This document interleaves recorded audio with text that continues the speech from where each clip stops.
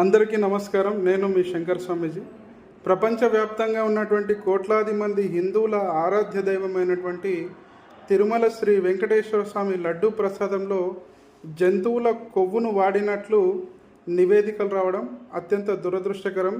ఇది కోట్లాది మంది హిందువుల మనోభావాలను దెబ్బతీయడమే.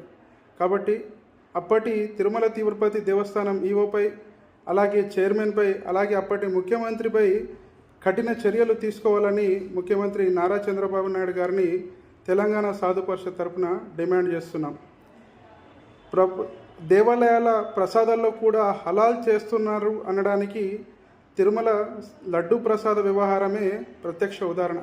కాబట్టి ఇప్పటికైనా ప్రభుత్వ అధినేతలు మేల్కొని దేవాలయాల నుండి అన్యమతస్థులను తొలగించాలని, అలాగే దేవాలయాల కాంట్రాక్టులను అన్య మతస్థులకు కేటాయించకూడదని